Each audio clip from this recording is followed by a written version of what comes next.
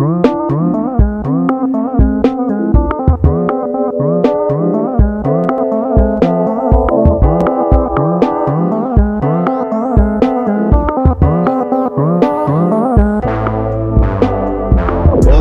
the Poundcast. Welcome to the Poundcast. Welcome to the Poundcast. Welcome to the Poundcast. Welcome to the Poundcast. Welcome to the Poundcast. Welcome to the Poundcast. Welcome to the Poundcast.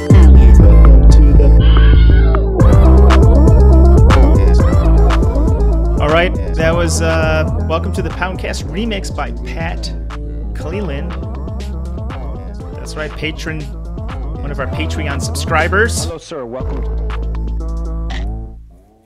Thank you, Pat. And he comes in funny that under a minute with the apple bite at the end. Pretty nice.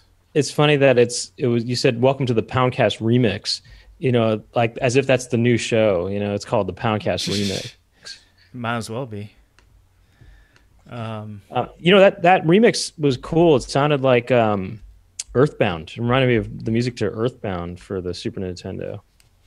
I wonder if that was at all an influence. Oh, wow. Well, speaking of video game music, our host today, which he'll be up in a minute, is Kurt Larson from Information Society. And Kurt Larson. I mean, who? Yeah, we're gonna find out. We'll get into. We're gonna get into that too. But first, we should probably talk about Louisville Vegan Foods, Brent. This is our #1 sponsor, and if you want to support the Poundcast and you want some delicious quarantine snacks, or a snack for any time of life, you can go to LouisvilleVeganFoods.com and use the code word Poundcast and get 20% off. It's one heck of a deal, Brent. And Gabe. It's a great deal. People are man. probably watching this going, well, there's another guy there, but we'll get to him.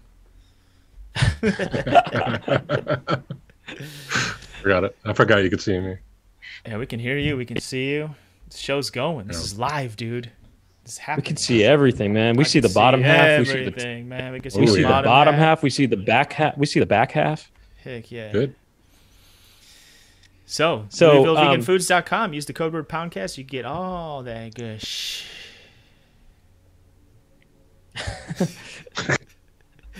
You got anything to plug, Brent? Or are we going to go pure Not energy really, style? except for I don't really have much to plug, but I mean, if I mentioned it last episode, but the Dress Up Gang TV show is available to watch on TBS.com. So if you haven't already checked it out, and if you have cable, go check it out. You can see it on YouTube TV. I don't know if that changes things or makes it easier to see, but you can see it on YouTube TV as well. I got something to plug. Dress Up Gang. Ask the Dad shirts are back, along with lots of other wonderful merch at my store, dougpound.bigcartel.com. Poundcast shirts are on sale for $10. So you go there, and the sales are the savings are unbelievable right now. Let's get it going. I want to know what you're thinking. There are some things you can't hide. I want to know what you're feeling. Tell me what's on your mind. Our ghosts this episode are our ghosts. I said Our ghosts. Our ghosts and our guests are. We have two guests, and one of them is a composer, as we were learning about, and video game music composer, and also lead singer of the band Information Society, Kurt Larson. And we also have with us another composer whose music has appeared in such TV shows as Vice Principals and Portlandia, but is probably maybe best known for doing the soundtrack to the video game The Forest. This is Gabe Castro. And so both of you do the same thing, but also in addition to kind of doing similar things, Gabe also happens to be the biggest Information Society fan I know. Mega fan. Let's see the record. The record? Oh, well, I just happened to find this the other day. It isn't even signed. I know. Well, I mean, I don't carry it around with me all the time, so I should. Kurt, do you Hold on, I'll show you mine. Okay. Bet it's signed. Oh, there's Darth Vader himself. One of the biggest bad guys in Star Wars, right? I mean, he's one of the biggest bad guys in Star Wars. You got to admit. One of the biggest bad guys in Star Wars. Oh my! Golden. Look at that. Is it signed? So the story behind this, because it's only been existing in, come on, That's disappearing. There it is. it's only existed in this form for like 3 months. I was given that that record, what is it, probably 1989, and by last year it was completely out of its case. There was no glass, there was no backing, there was the cardboard mounting was still there, and the record itself and the decorative bits, and it was in a stack and had a lot of dust on it. And a friend of mine was just shocked and outraged, and she said, "It's a gold record. Why don't you take care of it, God?" And she said, "Give it to me. I'll get it framed." This was actually a long time ago, and exactly that voice. I forgot about it, and then for my birthday this year, she presented it back to me, like beautifully housed and framed and everything. Oh, so you had you had the record just laying out, not in a case. This is amazing. How does it know? How does it know that this isn't the person? With a gold record, how many records do you sell to get a gold record? At the time, it was 500,000. That might have changed. I don't know. Of course, yeah, it would actually be really interesting to look up what constitutes a gold record now that there are no discs anymore. There. And is it made out of gold, or what is it actually made out of? You could probably get better, more reliable information by looking it up on the internet right now. But I believe was at least at one time electroplated with actual gold. But interestingly, it's not your record. It's not. It's not actually your no. So it it's never just is. they're all the same, like just generic record or something. They're not even all the same. They just take whatever like trash discs they've had to eat or recycle anyway, ones that they would have thrown away for that purpose, because routing the actual album to the factory that makes the discs is not cost effective.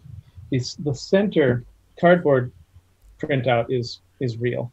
Who do you think from 1988 was laying around collecting dust? Is there any bands you can think of from that time that like Def Leppard didn't really make any sales? No, it wouldn't be bands that were necessarily not successful. It would be if the record company, printed too many discs in their shipment to Malaysia that month or something. Who knows?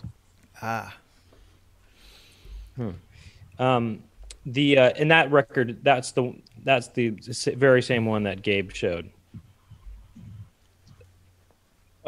It is the gold record for that album. Yes. Yeah, and that's the one that has Pure Energy on it. It is. I think it eventually went platinum, but the RIAA did not contact us when that happened. Are you sick of talking about? Are you sick of talking about Information Society? No, but you'll find that like a lot of artists who've been talking about their bands for multiple decades, they tend to wander off topic freely and have no shame about it. Yeah, we don't care if you do that, but we also don't want to bother you if you're bored of recycling the same answers that you've answered ad nauseum. You guys are the interviewers. You have to be bold and just ask whatever you're going to ask without asking permission. Why was besides using the soundbite the sample from Star Trek? Why did you call it Pure Energy? That's the only reason. I mean, the title of the song is "What's on Your Mind." Right. Oh, okay. But in parentheses, Pure Energy, right? In some instances, you will see the title listed with the Pure Energy added at the end, but that was never really part of the title. Why did you want to use the soundbite in there in the first place? Well, it wasn't that one in particular. It was just the general concept. I recorded a whole lot of little Star Trek bits in the years leading up to making that album, and if you've heard the album, as you know, we used a bunch of them. That just happened to be the one that was probably most memorable and best used. Mm-hmm. What was it like working with samplers back in the 80s? It was interesting. The thing that I find most interesting in hindsight is, at the time I was pretty young and inexperienced, and I wasn't aware of this phenomenon, and I hadn't anticipated it. The kind of cycle of popularity in not just art and fashion, but also technology. We originally started using, we were always all electronic, but at first we only had analog devices available to us, which were fine. For example, the TR-808 drum machine, which, believe it or not, is an analog synthesizer. Didn't have any digital audio in it at all. And we used it for a long time for a lot of songs. And then the digital machines started coming out. The EMU drumulator, and especially the Oberheim DX was the first drum machine we had that we really liked, the first digital one. And we just couldn't wait to get rid of that stupid old Roland TR-808 and its stupid sounds that we were so tired of. We sold it to somebody for like $50. And then a few years later, the 808 was the defining device of all electronic music, right? But at the time, all of us working in electronic music, the only thing we wanted to do was get rid of it to move on to the digital stuff. The first sampler I actually used, and you should look this one up because it's really interesting, was an Electro-Harmonix instant replay. Electro-Harmonix was a cool company, and their mission was, how cheap can we make something? Like, here's a digital sampler, like they're thousands of dollars. Can we make one for under 100 in 1984? And they did. It had no memory. No storage. If you turned it off, it's gone. So the idea was you would record one sound in it. It could only have one, and then you hit the pad, and it would play that sound back. And it had a pitch knob control. So I made a whole song out of just that device. I'm looking at it now. It's pretty cool. It almost looks like a guitar pedal. They mostly make guitar pedals. It's a smaller box. Yeah, I have. I had an Electro-Harmonix, like the Holy Grail and stuff. like a vocoder pedal. Yeah, that's cool. Yeah, we had an Electro-Harmonix vocoder too. Yeah. And but the big thing was that little mini synth of theirs. We made a stick bass out of it. Oh no, this is something newer. Electro-Harmonix Instant Replay was a really janky ass device. Here it is. I'll send you an image so you can. So when you say the 808 was all analog, when you say the 808 was all analog, like, there. So how are the sounds? How are they? How are they it actually stored? had a synthesizer in it. They were not stored. It was a synthesizer. So it like made that sound every time you hit the button, or every time it triggered a sound, it was generating it like as a synth. It wasn't like a sample. Yes. It wasn't like a. I get it. Okay, so it wasn't. You'd have like pitch and attack and decay controls for everything, and like a synth. Not right? On the TR-808. I had a 909. Yeah, the 909. 909 had it. Digital, wasn't it? No, that's also analog. I'm thinking of the 505. The 505 was their that's digital. Mm-hmm.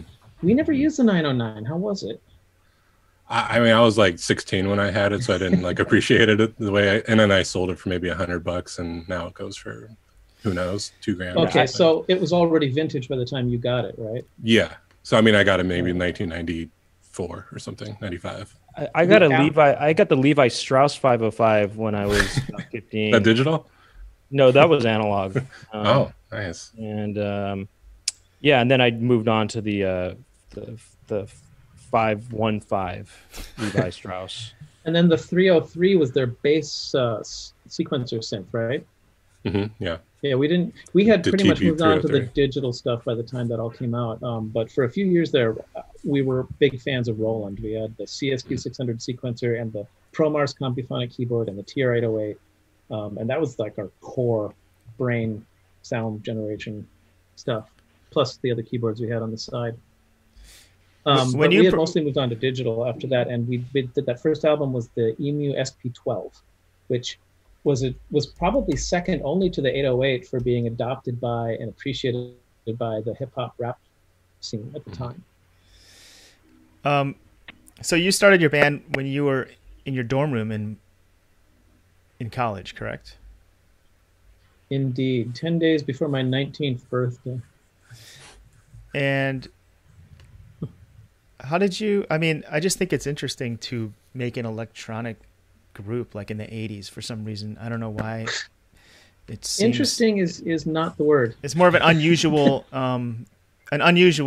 thing to get into, maybe. But maybe Fucking ridiculous is what I would call it. How did you have like training? Did you know how to play like keyboards, piano?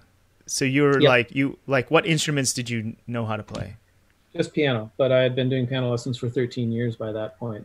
The other thing I could do at the time was sing. So I was the only one of us who felt confident singing, and even then I didn't feel terribly confident about it.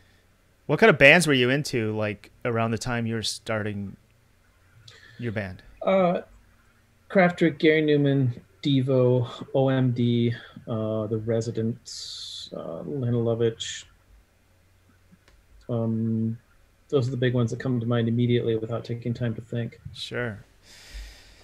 Now with the sound, going back to the sound bites real quick, did you pick specific sound bites from, say, Star Trek or whatever that you thought pertained to the lyrics of the song that it was random and you just thought it had a visceral quality that just sort of fit? Yeah, it's definitely not the process that we thought about. Well, what are the lyrics? What do they mean? And then let's go look for those words that somehow pertain to that meaning. It's nothing of that at all. It was just it was really more about the delivery. Yeah. And the rhythm of it or whatever. Yeah, and just kind of the feeling it evoked. But for the most part, our attitude towards using those speech samples is we just thought it was funny. I mean, it sounded kind of cool and kind of fun, but it was just, and then someone says pure energy, and for us at that time, everything was a joke. Right. Okay. So it's a joke to use pure energy and or any sound bites that you use where it's always a humorous intention kind of. Yes, although it definitely also worked, on a non-humorous level by adding what I would call a framework for drama. The best way to do lyrics, and probably a lot of art, is rather than trying to ram a specific message down the consumer's throat, you create something that gives the general sense of meaningfulness, and then they can project their own stuff onto it. I'm sure you guys have encountered that in your work as well. Yeah. Okay. So while it might have been kind of a joke for you guys, for other people listening to it, pure energy, that soundbite, for example, it meant something deeper or meant something that wasn't funny or whatever. You know? Yeah. And we were aware that it would work on different levels for different people. Are you cool with people kind of like thinking it's funny though? And, sure. And like maybe if they hear the sound bites, they just think that's like a funny thing and they laugh at it or whatever. That was pretty much our response. Did you ever have anybody in any show or an audience laugh when you were using sound bites? Did that? I don't know. It's too loud to tell. Right, like it's a rock club, right? So I don't know if you can hear it. When we first started doing it, it was so incomprehensible to people, in 1982, when we were doing it using tape machines, that they didn't know what to think. Like, well, I just heard somebody say something, but it came through the speakers. Is somebody making a PA announcement or what? There was a real lack of frame of reference for understanding what we were even doing back then, which is part of the reason we got attention in the first couple of years. So, like, kind of like using sound bites was kind of your guys' thing. I mean, was there any other bands that were kind of doing that sort of thing, using pop culture sound bites? Yeah. I mean, that whole thing developed throughout the 80s. But I'd say in Minneapolis in 1982, not that we knew of, I imagine people had been doing various things like that with tape machines for decades. But you said within a pop culture context, which I'll take to mean pop music. And I think that until then, the use of clips of people talking had always been put in a very kind of experimental academic way. We tried to make it actually fit in with the music. Mm-hmm. So you guys kind of wanted to be silly, I guess, yeah? And Yes, we did. And so are all the antics and I don't know, I guess like visual kind of gags and things you might do on stage, were all of that meant to be funny as well, or what? Like the way maybe the things you might wear on stage, or you had was a rollerblading phase at one point, or was that meant to be funny, or what? It was quads, not blades. Okay, but yeah, they were roller skates. I think that if I can compare it to stand-up, for example, musicians can't afford to be purely and only comedic. They have to be doing it along with, actually performing music. Where comedians can do songs, and the songs are funny too, but if they were terrible at playing them, right, that wouldn't work. Unless that was the joke. And so if you're a band and you're going to try to do things that are funny, it has to be within the context of nonetheless providing a competent music show too. So I'd say that for us, anything we did that was meant to be funny had to fit within the framework of the primary goal, which is to present music. Mm-hmm. So we never said, let's do this song because it's funny. It would be more like, hey, in between these two songs, let's say this one thing because that would be funny. So just out of curiosity, like roller skates, for example, was that meant to be funny, or was that just a thing that you thought was like cool? And that was just a thing that I thought was cool. I may have been the only person, but I don't know. The roller skating thing was an interesting thing for me because it didn't have anything to do with the band at first for me. That was just from my personal life. I'd been thinking about how transformative it had been to go and live in Europe for a while and learn a new language. And I was thinking about how it rewrote the way that I perceived everything from the ground up, and what a great experience that was. And I wanted to do something else like that. And I had been reading about that supposed phenomenon in which if you wear lenses that invert the image, make things upside down, that then after a few days, your brain will work with it and sort of make you feel like you're seeing it right side up again. And I wanted to try something like that would totally alter the way my brain felt about some basic fact of existence. And so I started using roller skates because it completely forced me to change the way I thought about moving. If I want to go from one side of the room to the other, it's a whole different thing from how it ever was before.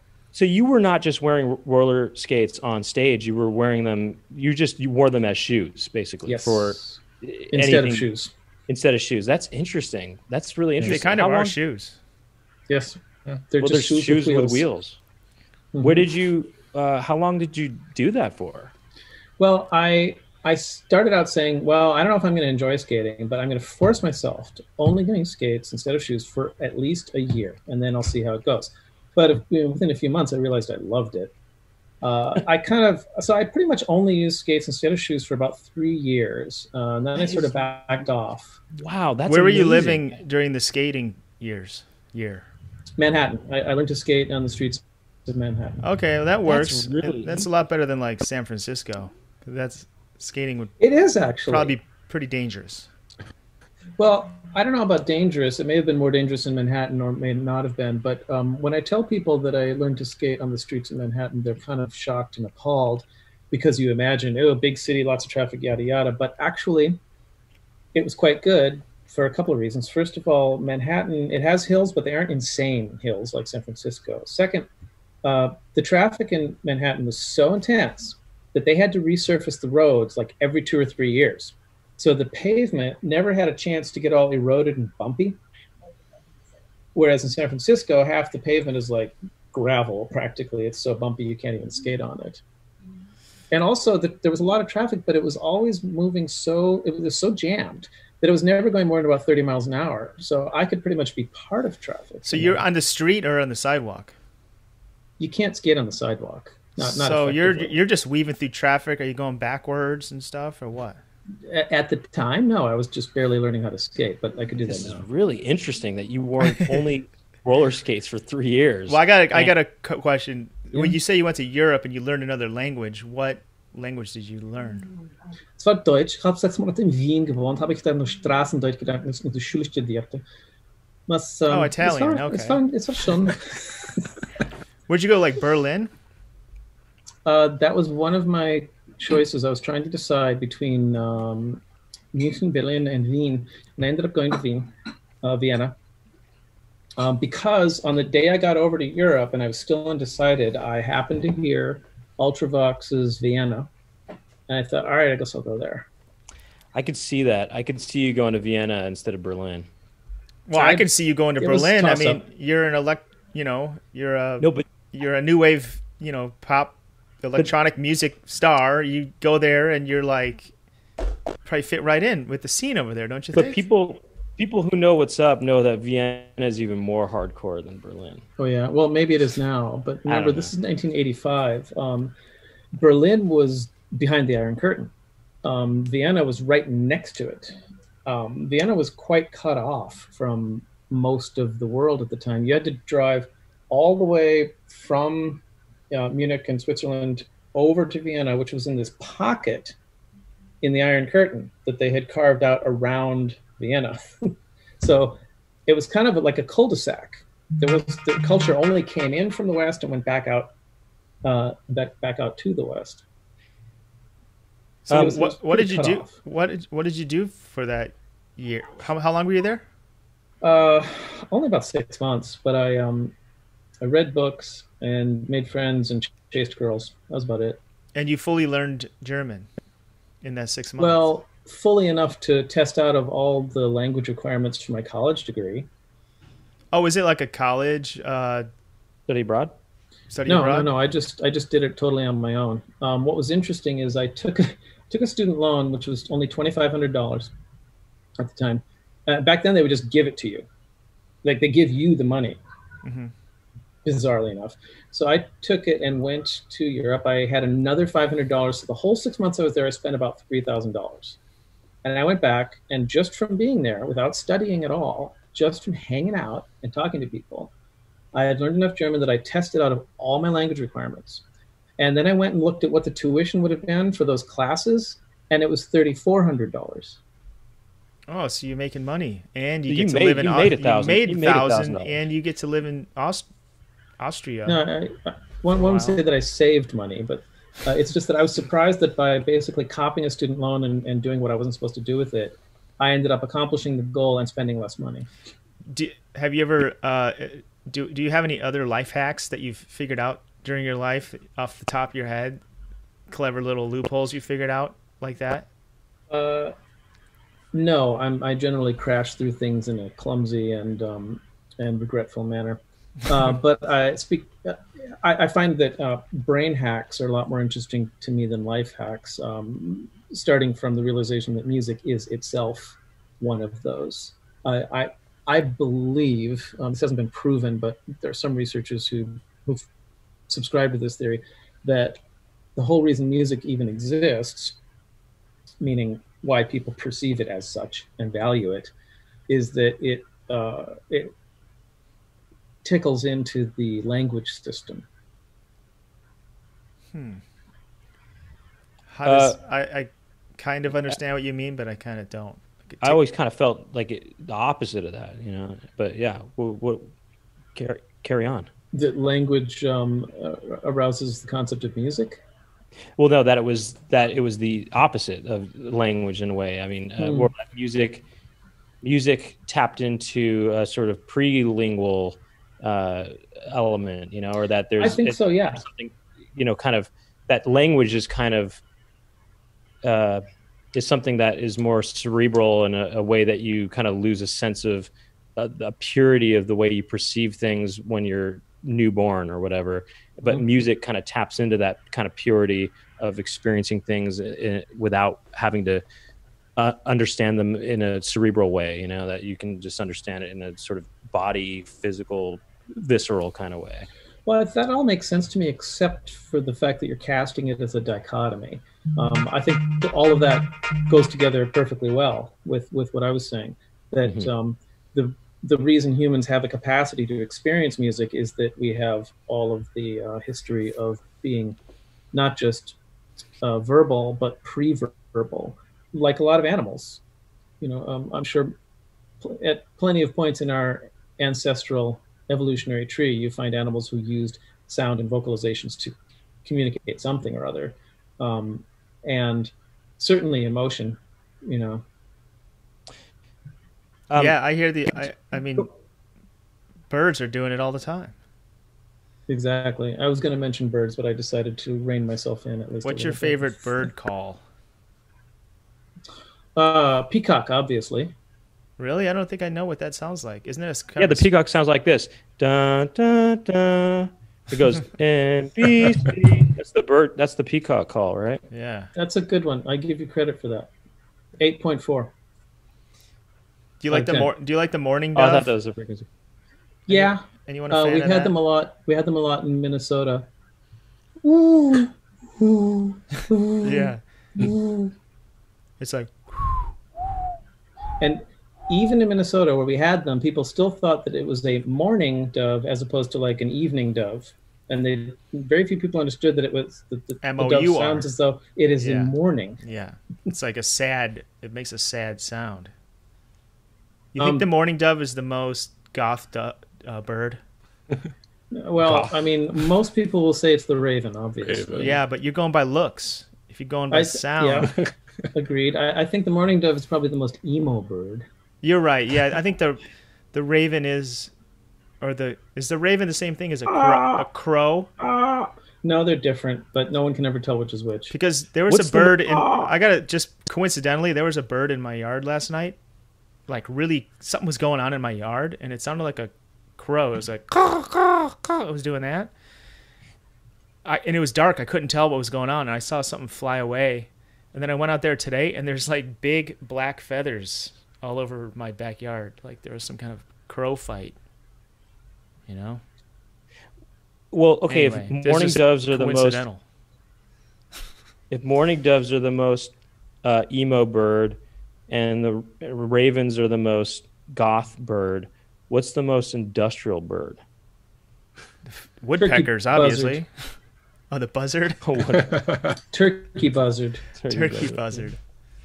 I'm thinking. What's the most metal bird? No, I'm thinking. I was thinking Probably woodpecker. Don't you a think hawk. Yeah, hawks. screeches they Something do. with and they're they're yeah. coming in and they're grabbing animals with their talons. Yeah. Okay. Well, what's the most new romantic bird? Maybe a peacock, actually. Now you're talking. I think that could be it. No, the peacocks are two balls out in your face. I mean, have you ever been close to a peacock when it's Okay, so sounding? maybe a It's- peacock is more like glam rock or something. Yes, definitely. Peacock is glam rock. Okay. Well, what kind of music would a penguin lined up with? Like March. Definitely honky tonk. Okay. So, Gabe, I'm listening to this forest music here. Oh yeah. To what extent were these wired up interactively versus being allowed Very- to just sort of play? Very minimally. Like just basic combat stuff was. And what if you guys, I don't know, like he's talking about like adaptive music. Like does the music change? When events happen? Mhm. There was some like combat music. Just layers would come in. I did it in Fmod and stuff. I'm working on Fmod project right now, in fact. Oh yeah, yeah. I'm actually working on the sequel to that game right now, and it's going to be more interactive. Let's just say Just that. to be clear for you, Gabe, and also for anyone watching this, I don't do music for video games anymore. More than 10 years ago, I sort of switched off of that and onto I do music direction for games. So I'm more likely to be working with composers rather than composing myself. Right. In Yeah. fact, fairly recently, I commissioned a theme song for one of my company's games from Paul Robb, Oh wow. incestuously enough. So, Gabe, Hey, tell me tell me about this game. Should I play it? To be perfectly honest, I maybe played it only a couple times, but it's like a survival horror. It's basically Minecraft, but like horror. Like you collect supplies, you craft like your base and stuff, and you hide or kill cannibals and stuff like that. Yikes! Yeah. It sounds People. relentlessly oppressive. Yeah, people. It actually just sold its 10 millionth copy, so it was like Nice. this indie hit, and yeah, people love it. There's like a whole cult following, but honestly, I've maybe played it like 5 hours. So What think of what metal cartridge do you get for that? Copy? we had this whole hierarchy worked out about record sales and records, and we figured that if 1 million sales was a platinum and 500,000 was a gold, then 250,000 would have to be a silver record, and I guess 100,000 would be a bronze record. Then we kept going, like, well, 50,000 would probably be like a tin record. 20,000 would get you a lead record, and by the time you fall under 1,000, it's a dirt record. Yeah, that's cool. That's kind I of like cool. They that. should do that. They should give you more rewards for at least making a record. Yeah. What about a copper record? Where would that Yeah, what fit? would be copper record? Yeah. Copper, I think, could go up to 150, 200,000, somewhere in there. That's cool. I like that. I like there being more categories, It's like Nowadays, if you have 1 billion streams, you get a little gold thumb drive. Maybe. Okay, I don't know. You hear that YouTube plaque? so I'm reading about the forest. The developers wanted players to question whether the tribe is actually the enemy of the player, or if the player is the enemy of the tribe. Interesting. Yeah. I mean, how sort of like dismally depressive and relentlessly horrifying is it? Because I tend to avoid that. Okay, so I'm into like I do a lot of horror music, and I played horror games, and this one is one of the few that actually kind of like frightened me, because Ugh. it's like the when you're playing the game, it's so silent. Like there's no music. Like the music is only like events, like cutscenes and that kind of stuff. Right. So when actually stuff starts happening, like stuff's going down, it's like a total shock, and it is like there'll be a group of cannibals like rushing you and that kind of stuff, and not necessarily like a jump scare, but it is like pretty tense. Yeah. Are we talking about like old-fashioned Aboriginal tribal cannibals, or is this like postmodern survivalist cannibals? I would say closer to Aboriginal. Like Okay. you're just on this like island, and yeah. Because They don't I watched the movie The Road, and I wished I hadn't. Sure. It made Yeah. me feel bad for 3 years. Sure. those are the years. Then I might not recommend this game for you then. Well, especially not because these days I'm mostly in the market to find games that my wife and I can play together. Sure. And Yeah. between the two of us, especially when we're doing it together, we don't want to be hammered by dismal unpleasantness. You could check out Combat on the Atari 2600. Well, that was a simpler time, wasn't it? When no matter what they did in the games, it wasn't going to affect you emotionally that much. Right. But my industry has spent the last 3 decades trying to figure out how to tap into people's emotions, and unfortunately, in some cases, they've pretty much succeeded. In fact, I avoid horror movies altogether. Hey, I'm with you. I don't like being scared.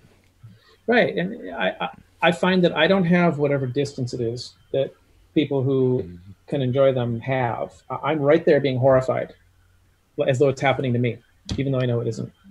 Yeah. Do you, I like being scared, but I don't like gore. I can't stand any kind of gore.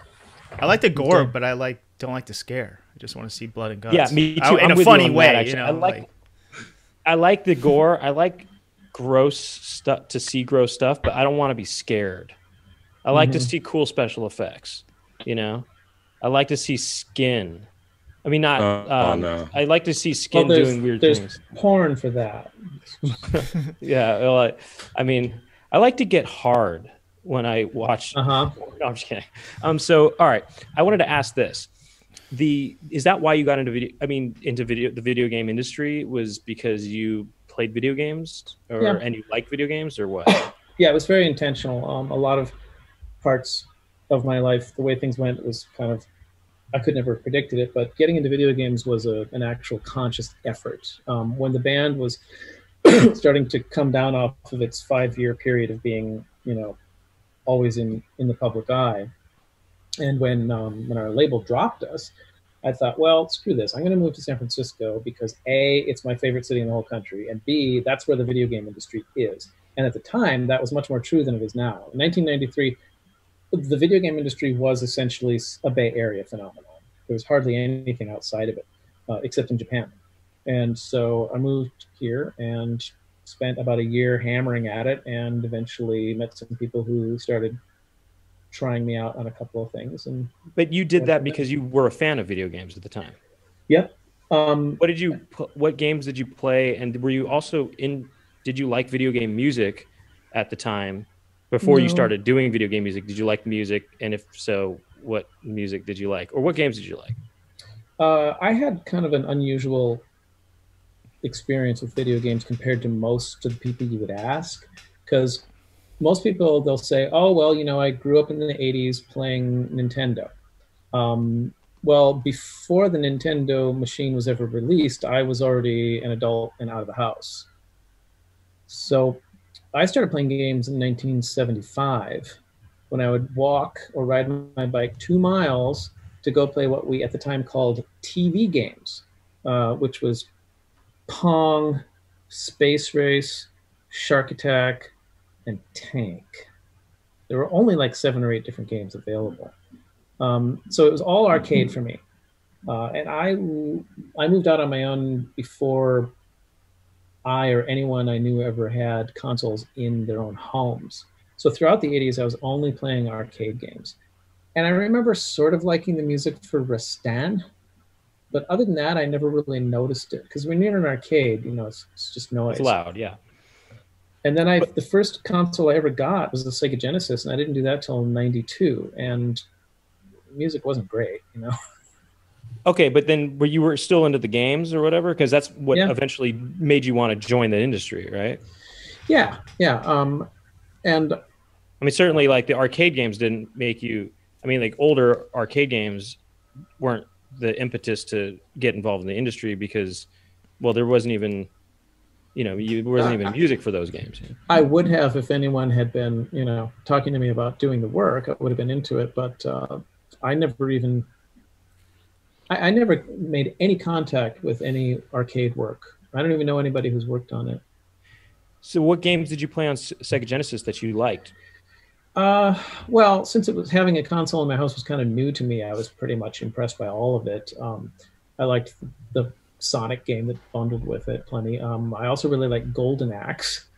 But at that time, I was really starting to shift over into playing games on my PC. And for the next 20 years, the PC was my primary gaming device. I started out with all those Sierra games and a couple of others in that ilk, but I also picked up a little interesting thing called Spectre, which was the first 3D rendered head-to-head game that I'm aware of.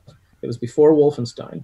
Then I played all the way through Wolfenstein. Then I played all the way through Doom and Doom 2 and Hexen. And then I got into Descent, and that was my jam. I organized tournaments and head-to-head tournaments in Descent before there was even official head-to-head support for anything. Descent made me so motion sick when it came out, but I'd still play it all day. That's when too you flip bad. the yeah, but I know I still played it a ton. Did But you it just, made me have a very bucket sick. next to you while you were Yeah, playing? exactly. Yeah. Dang.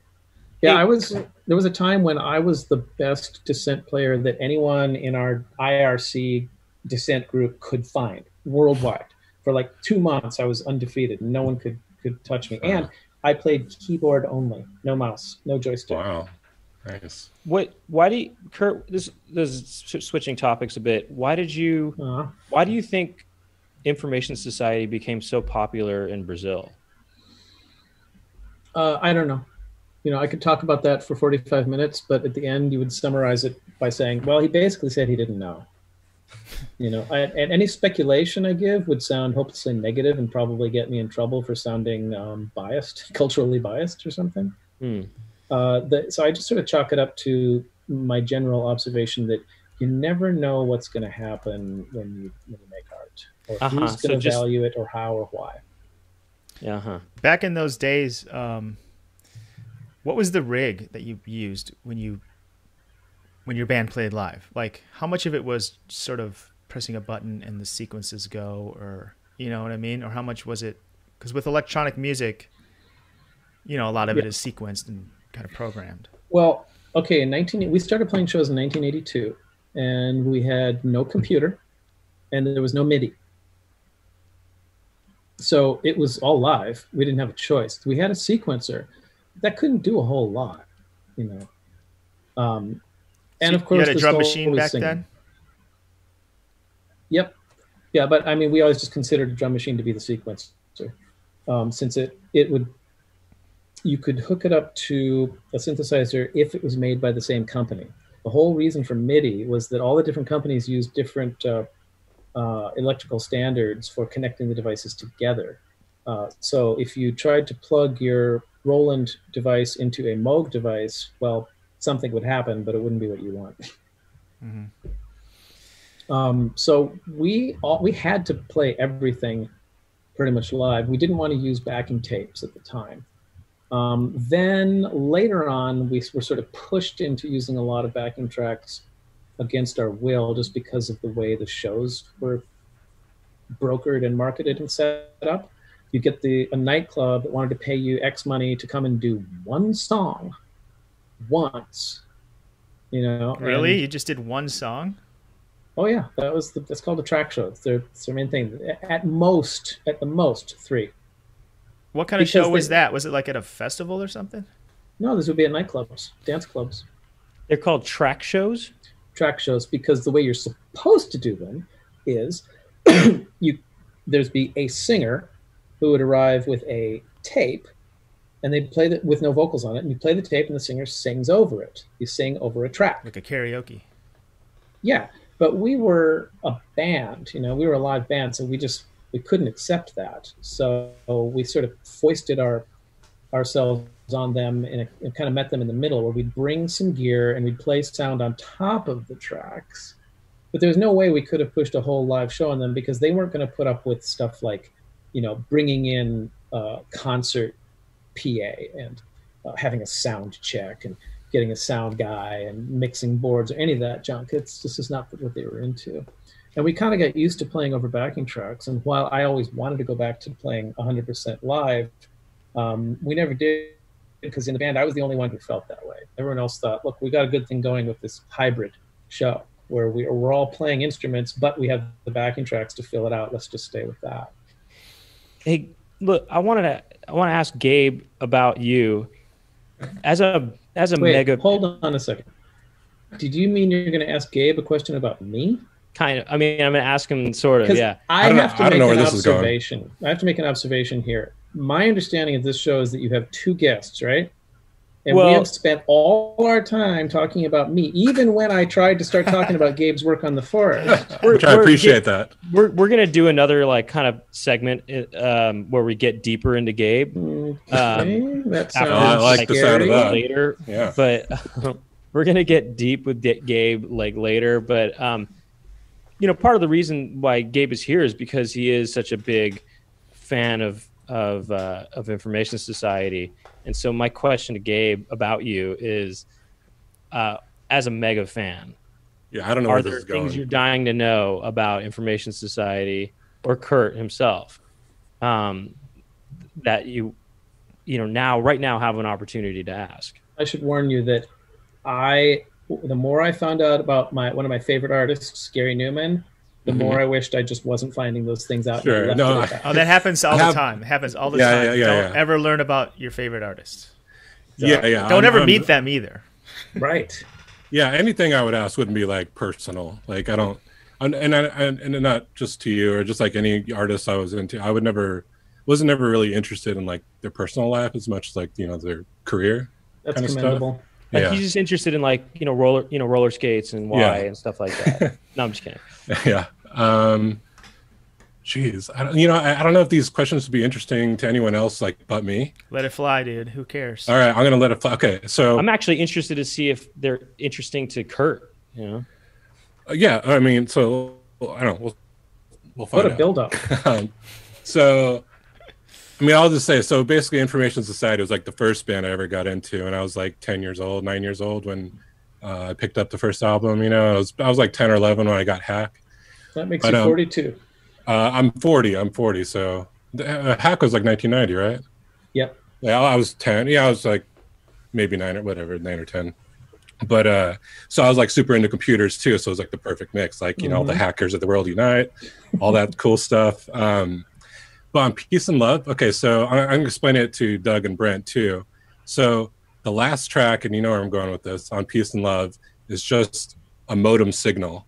And the name of the track, I don't remember, it was like 800 NP1 or something. Like, basically, if you were into any kind of 300 BPS N81, meaning That's right. 300 baud, bits per second. No parity. No parity, 8 Yeah. data bits, 1 stop bit. Yeah. Okay. So being like a modem, you know, fan and stuff, like, you know, instantly what that means. So you'd play it on the speaker. It was like figuring out like the coolest puzzle in the world. And I was like 13 maybe when Peace and Love came out. And so you put your phone up to the speaker, and in your terminal, it would spill out this crazy long story about, like Kurt wrote, about them in Brazil and stuff like that. But aside from that, which I thought was the coolest thing in the world, like that album's like, you know, like on Warner Brothers, Tommy Boy, like how did they let you like put that on an album? You know what I'm saying? That seems like so crazy to me that its major label release would have a modem tone. Like, how'd you get away with that? Yeah, in hindsight, I'm a little surprised we did.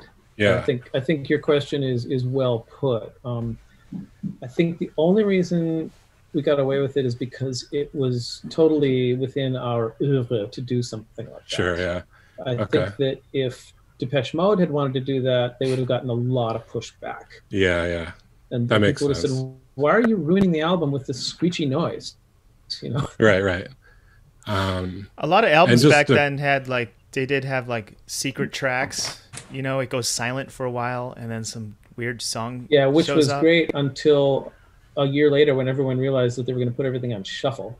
Oh yeah. Right.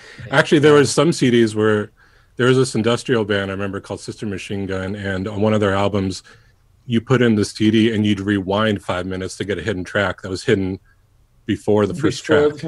Yeah, so the track started at like -4, minutes, whatever.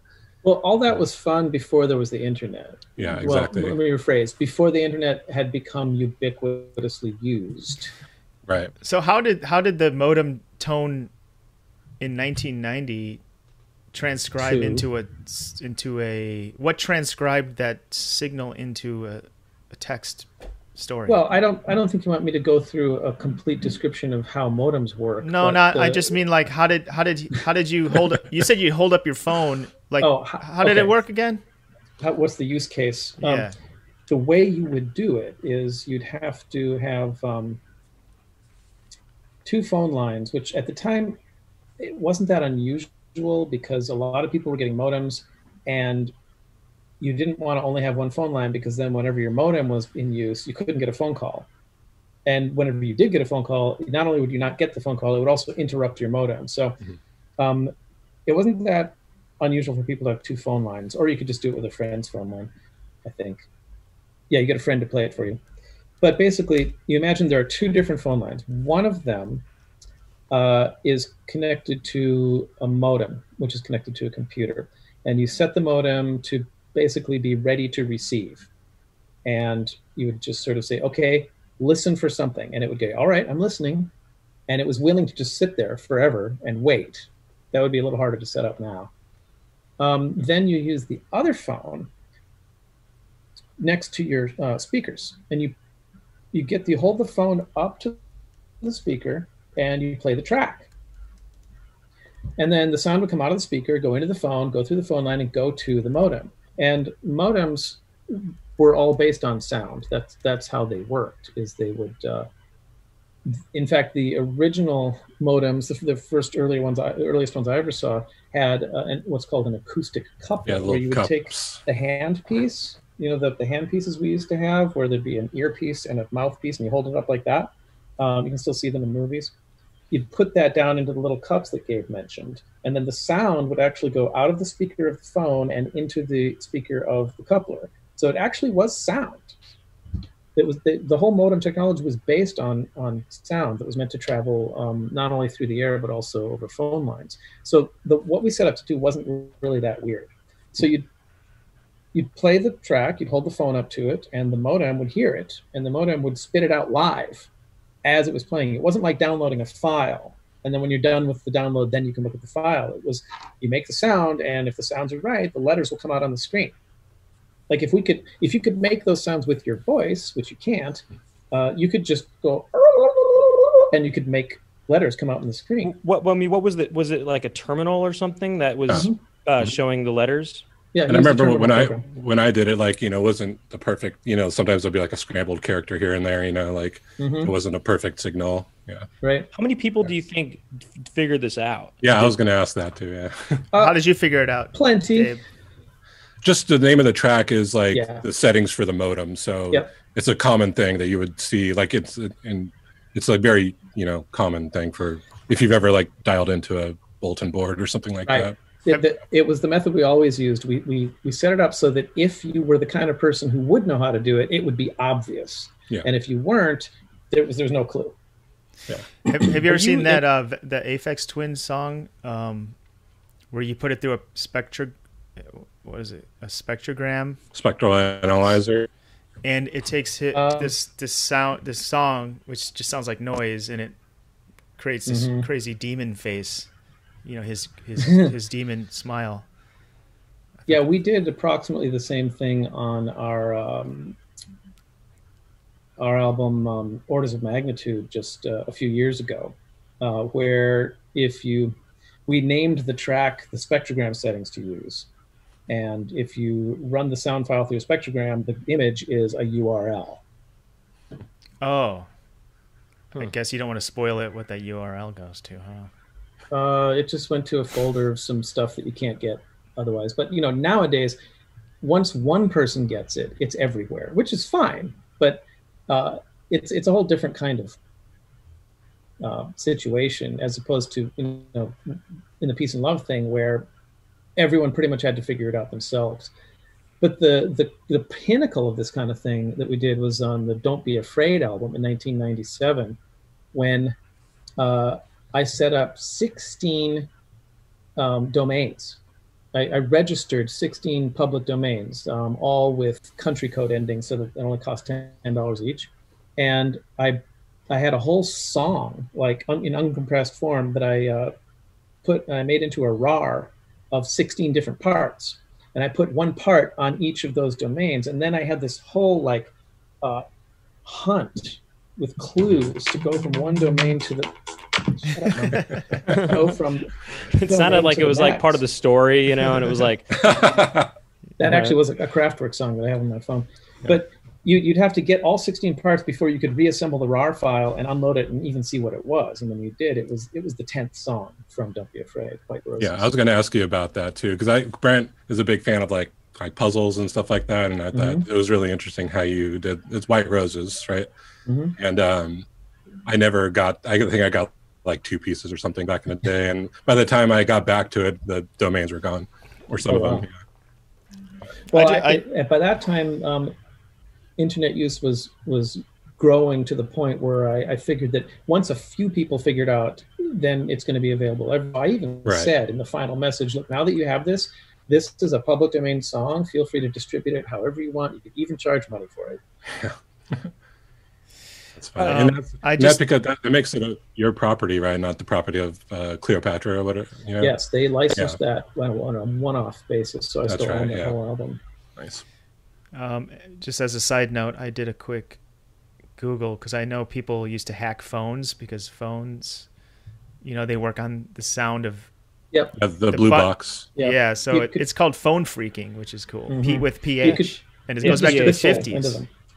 Yeah. Well, I thought freaking is when you tap into someone else's phone box to use their lines. There's all kinds of different freaks out there, dude. There was also there was tone generators too back then, where you could I'd also do the tones of when you put coins into payphones. Yeah, and so if you got recordings of the tones for when you put a quarter in or whatever, you could play that into the receiver of the payphone and get free calls, because it would think that a quarter went in. I mean, I tried doing it a few times; it never really worked. But maybe I didn't record it well enough. I recorded it on a little tape, Little mini recorder. tape. Yeah, mini tape. Yeah, It depends on how well it's able to reproduce the necessary frequencies. yeah. Yeah, they but- made a thing called the blue box and the black box, which is like Yeah. Wasn't one of our mixes from a song and a half called the Blue Box Mix? let's find out. Gabe should know. I wish I could answer that. Come on, Gabe. Gabe, do you have any? Yeah. Do you have any other questions for him? Yes. Because that was a There- great question, by the way. That led to a lot of cool stuff. One of the remixes of Think was called the Blue Box 2600 Mix. Okay, actually, I think I have the Think 12-inch single, so I should know that. Dork. Yeah, I know. If you look in the Urban Dictionary definition of dork, it actually says right there, fan of Information Society. I got to ask, makes what were the sense. shows like when you were in the heyday, the late 80s, the mid 80s? What were the tours and the shows like? Was it wild or what? You got any cool stories? Wild partying No. stuff? It's a lot. Or was it all the like tech people, because they're all like doing, looking up modem signals. They all had their computers and their, just, Well, if you decoded the modem signal, you'd have a nice story about them on tour. yeah. except that it was all fictional. Yeah, well, We've only ever done one show that was anything like that, and we did it in 2016 when we played DEF CON. Is that the hacker convention? Yeah, So what was that show like? What happened? that was fun. There were a bunch of supercomputers on stage with us. I mean, just for show. You mean what you did one show that was like nerdy with computer people? You don't Yeah, mean for- like for wild, DEF CON. like a wild party show. No, I'm talking about the show. Gotcha. And for that, I made a whole, again, a sort of techie, nerdy, computery treasure hunt thing, in which I put a bunch of DTMF tones into my trigger pads on stage, and I said, okay, everyone, record what I'm about to do, and then you'll be able to use it to figure something out. So I just sat there and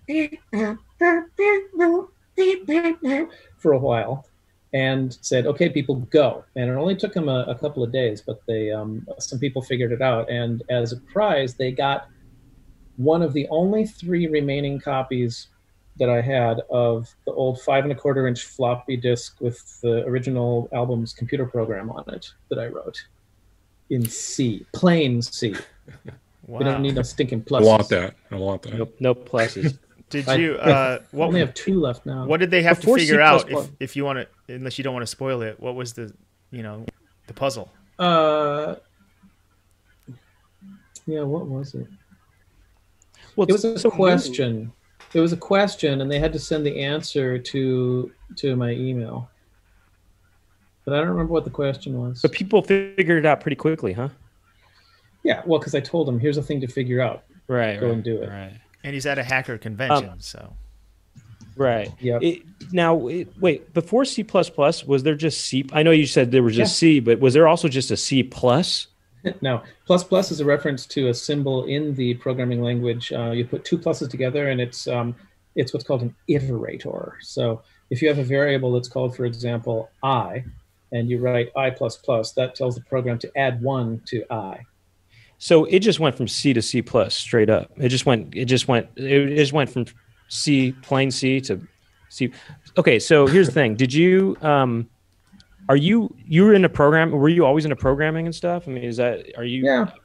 You were always a tech kind of person, I guess, then, even in the early 80s. Well, I wanted to be. I was never very successful with it, but yeah. Are you the kind of person who would maybe would like to have chips inside of you?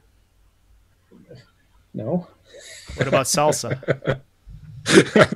I prefer corn chips, but yeah. Okay, Gabe. What else though? What are some? Let's. We're in like the kind of like home stretch here. We'll like wrap it up in a few minutes here. I'm kind of curious about your work on balls. I've only worked on balls once. Yeah, at that time. What's balls? Balls is a video game. I think it's related to Balls 3D maybe, but this is on the 3DO, Panasonic 3DO. Well, it was originally on the Genesis, but I only worked Yeah. on the 3DO version. I wonder if they dropped the 3D because 3DOs are it's already in the title of the system. But that's not my question. Both 3D, 3DO. Yeah. um, so I think you know where I'm going with this. So that soundtrack uses, I guess, early versions of Closing In and On the Outside, which are my two favorite songs on Don't Be Afraid. But it also, my real question is, I'm sorry, I'm totally nerding out, but No, I like this. no, I have the opportunity. This is why you're here. I'm going to take advantage of it. But not only that, and that makes sense because I know Don't Be Afraid is, you know, like your solo album, but he also uses Seek 200 from Hack, my favorite track from Hack, the opening track, but without the voice samples and stuff. Like what's up with that? Like legally and stuff, like, because I figured that might be like a legal thing, you know, or is that kind of like a no comment situation? Well, this was 26 years ago. Yeah. If this was, say, a year ago, I would say I have no idea of what you're speaking.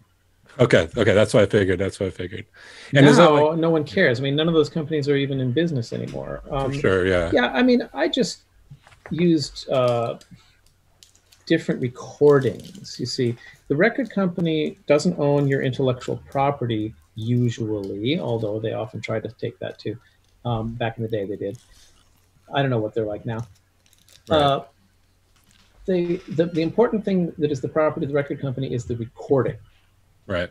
The intellectual property, to one degree or another, still belongs to the artist. So what I used on those games was different recordings of those songs. Okay, it sounded like it doesn't have the voice samples and stuff like that.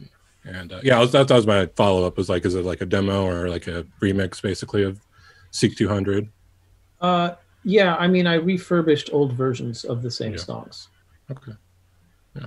Well, that's good to know. I've always wanted. All right. What? Any other Gabe? Deep dives. I got. I mean, yeah, sure. I mean, I got plenty of deep dives. I mean, you know, don't like feel like forced to. But if there's no. Like, okay, for like Soul Reaver, basically, Kurt did the soundtrack for this game called Legacy of Kain Soul Reaver, and a song from Don't Be Afraid became the theme song for that. Like, was that like basically, you know, on the album Don't Be Afraid, you know, there's a song and it became the theme song later for Soul Reaver. Like, was that kind of like the plan all along? Or did it happen to like, was someone like, oh, I like this, and then did you get hired on that game because of this song? You know, like what was like, what's the correlation there between those two things? I had already been doing music for that company for a while on some other titles that they were making called Gex. Oh yeah, okay, I remember Gex. And I had been working with the audio guy at that company before he even started working there too. Like when I did the first Genesis game, X-Men 2 Clone Wars, that was under his guidance. His little company of himself and a couple other people had gotten the job. Who's that? Is it Mark Miller? Music. Yeah, Mark Miller. Yeah. And so he and I already had a working relationship, and then he went to work at Crystal Dynamics, and so I was doing occasional music for their games. And then the director of the Soul River project, I don't remember how, but somehow she heard that song from Don't Be Afraid and said, oh, this is exactly the feel that I'm trying to create for Soul River, so let's use this.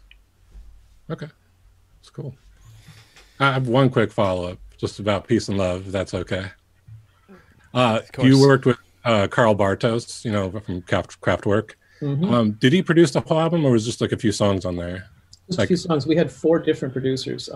Mike Thorne, who was the producer for, among other things, the album by Soft Cell that had Tainted Love on it. Erotic Cabaret. He did 4 or 5 songs. He did half the album. But then for the other half, we had 3 different producers. Oh, okay. And Carl was one of them. Okay. Was it cool working with him? Like, I mean, I imagine you're a big Kraftwerk fan. I don't know. Yeah. Yes and yes. Yeah. Okay. Speaking of which, give a silent shout out to the dear departed Florian. Yeah. Just what, 6 days ago, I think? Yeah. R.I.P. 5 days ago. Big time. Indeed. Well, Gabe, I was going to ask you, have you ever worked in-house at any game companies? And if so, which ones? I worked at the only thing I worked in-house at was a mobile game company for years. I did all the sound design and implementation and music for, like kind of big budget, like those, pay to win games. Yeah, which company? Oh, it's called Kung Fu Factory. I still work there. Okay. Oh, all right, cool. I'm at Machine Zone now. Okay, sure. So we're probably competitors. Oh yeah, probably, yeah. But we did like a Walking Dead game and WWE game, that kind of stuff. So yeah, Neat. Yeah. But yeah, my main work is the sequel to that game, The Forest. Now it's called Sons of the Forest, and that's most of my time now. I have to say, I was disappointed to hear that it's kind of a horror game because the sound of the music and the artwork and all, it looked really neat. Oh, thank you. I appreciate that it. kind of beautiful indie feel that I like in games. Awesome. I appreciate that. We should get together next year at GDC if you go. Yeah, that'd be awesome. Yeah, actually, might be a little embarrassing for me. The first GDC I went to in 2012. Brent's already laughing because I showed him this. I saw you walk by, and I never do this with anyone. And I'm like, that was Kurt Larson just walking by. And I walked like a block, around Moscone Center just to get a picture with you. And I got a picture with you, and it's really funny. And I don't know, I just wanted to bring that up. So I apologize for not remembering. No, I wouldn't expect you to remember that. So we've already met. Yeah, technically, but yeah. But that was the year I was like, I want to start working in games. So I went to GDC, and then now I'm working in games. Well, it's nice to meet you properly. Yeah, same here. Okay, well, look, I mean, should we wrap up this regular part of the episode, Doug? Yep, I should get back to work. Sure. Yeah. Thanks, Kurt. Anything we could look forward to music-wise, or anything that you're working on that we could look forward to? Yeah, well, a couple of years ago, I convinced Paul in my band and our manager that albums are dead, and what we need to do is, the name of the game is no longer selling recordings of your music. The name of the game now is maintaining the appearance of being a viable concern. And the important thing was to keep yourself in people's attention regularly. So I said we should release a single every 3 to 4 months instead of going 2 or 3 years and then putting out a whole album. And we did that for a while, but I think that our manager has gotten a little nervous about not having an album. So we're going to put out a new album supposedly late this year, although I do not know if those plans are disrupted by the quarantine. Okay. But we've put out several is it been recorded, or how do you record an album these days? Mostly. You guys get together and do it? I'll tell you in a sec, but I was going to say we've put out 3 or 4 singles in the last 2 years. And if you look them up, you will find them. We did Nothing Prevails in 2016, and then World Enough, and Room 1904, and I think we did another one towards the end of 2019, if I recall correctly. So there's new material being made still, and we did an album in 2016 and in 2014. Yeah, we were just listening to Orders of Magnitude before the show one of started. my favorites. That was really cool. A lot of really cool stuff on there. I think the work that Paul and I are doing together in the last 10 years is better than anything we've done before it, honestly. Cool, man. Well, thanks, Kurt, for doing this. And to answer your question, the way it works is that we'll go back and forth on the phone a little bit as Paul is making tracks, or he'll just have them done before I even know about them. And then in many cases, he'll give me the tracks to come up with melody and lyrics, and then I'll record them, and then we'll get together to record vocals, and that's it. Or in some cases, he's already got lyrics, and then we get together and record vocals. And that's about it. Last question. Auto-tune, thumbs up or down? It's a tool. I mean, you can't create a value judgment about a tool.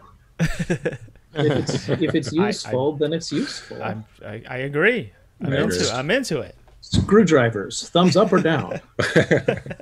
Well, is it a screw? Well, In some which people case, don't. Some thumbs people up. don't want them. They want bolts. They want ratchet. Right. They want socket wrenches. Some people want to use their hands. Yeah, some people instead like of glue. screwdrivers. Some They just people want- prefer glue. You know. They just want to screw it in with their fingers. Yeah. You know? yeah. Yeah, it's like Their anything. fingernail. It's if you come up with a new tool, it's going to be different from what people are used to, and there's going to be the predictable set of responses. There's going to be the positive responses of wow, this is kind of new and different, and it's interesting, and I like it. And there's going to be the negative response of this is new and different, and I don't like it because it's new and different. Because it's new and different. Yeah, Yeah. and I mean that just gets repeated so many times. I That like it's- new and It's no different longer stuff. even interesting to talk about whether that's a valid response or not. It's inevitable. Yeah. That was sort of a goofy, just last question. Anyway, thanks, Kurt. You're welcome. See you later. Thank you, Kurt. Thanks for being Bye. here. Yeah. Yeah, well, here, we'll just say this. Look, if you like the show, go to iTunes or wherever, and you can rate and review it. And if you really like the show and you want to go even deeper, you can go to Legacy. I always say that. Every time. Patreon.com. No, go to legacymusichour.com. Either way, it's wrong because it's Patreon.com. patreon.com/poundcast. And subscribe to our Yeah, I page. know. Subscribe to And- our page, Patreon, and get bonus. We're We're gonna gonna go go- deep with Gabe, and we're gonna talk. Who knows what we're gonna talk about? Hmm. We're gonna talk about. We're going to talk about music and movies and whatever else, and comedy and everything else. I got something And big I so- got to get off my chest that I'm really gonna unload on After Dark. So if you're not on the Patreon, you're gonna miss Oh out. my gosh! It's Wow. my heart and soul. So check us out there, and I think that's about it. So That's about it. We'll Yeah, I mean, we'll see you next time, See you and next time. or we'll see you in a little bit over at the After Dark.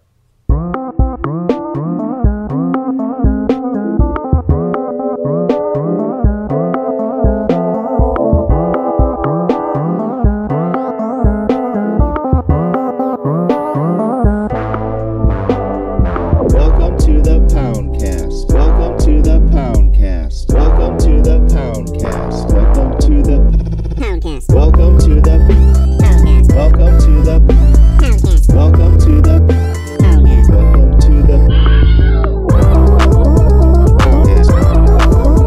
Poundcast. Poundcast. Welcome to the Poundcast. Poundcast. Hello, sir. Welcome